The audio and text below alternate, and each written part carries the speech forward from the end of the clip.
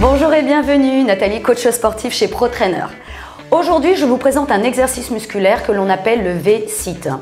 Alors, c'est une posture qui va vous permettre de mobiliser toute la sangle abdominale, à savoir le grand droit de l'abdomen, le transverse, les abdominaux du bas du ventre, ainsi que les fléchisseurs de hanches, donc toute la partie au niveau des quadriceps.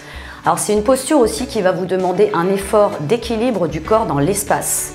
On y va pour plus d'explications? Allez, c'est parti. Alors l'idée est de former un V avec les jambes et le tronc et de former environ un angle de 45 degrés en appui fessier. Donc le placement de base, on a donc le bassin et le dos bien droit. On allonge au maximum sa colonne vertébrale jusqu'à la nuque. On est en appui sur les ischions. On engage fortement les abdominaux, on active ici, on rentre fortement le nombril. Et là, sur un souffle, je vais donc décoller mes jambes.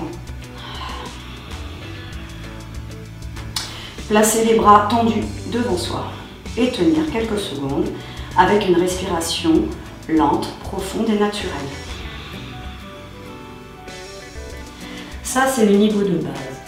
Le niveau facilitant. Vous allez placer vos mains derrière ici. Donc ça, c'est si vous avez des soucis d'équilibre sur le premier ou que au niveau du quadriceps, ça s'active un petit peu trop fortement et que vous avez vraiment mal. Vous positionnez ici, toujours le bassin et le dos bien droit, les abdominaux actifs et engagés, les épaules basses. Et là, sur un souffle, je place ici soit les jambes pliées, soit tendues, comme on le sent. Et on maintient la posture. Ou bien, ici, vous pouvez faire un pied après l'autre, tout en gardant le dos droit. Enfin, un exercice qui s'appelle le L-sit. Donc là, c'est un exercice beaucoup plus intense dans l'exécution et ça nécessite également une souplesse au niveau des ischio-jambiers. Il va falloir se mettre en appui sur ses mains et ça sera un appui brachial. Les fessiers seront décollés du sol. C'est beaucoup plus actif et beaucoup plus intense.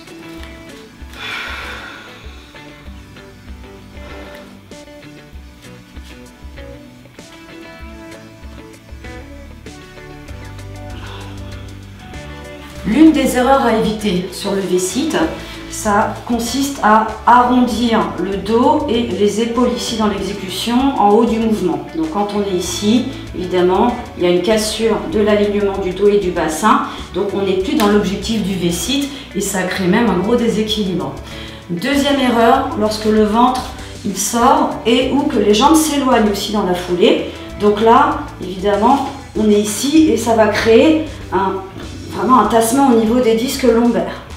Enfin, la troisième, c'est une respiration en apnée. Si vous êtes en apnée, vous allez avoir un inconfort, vous allez avoir une résistance interne au niveau du corps et un inconfort durant la réalisation. Donc pensez à bien respirer de manière fluide et naturelle.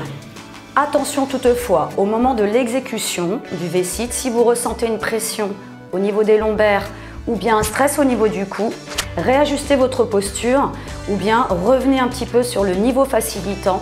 Soyez vraiment à l'écoute de vos sensations pour ne pas vous blesser.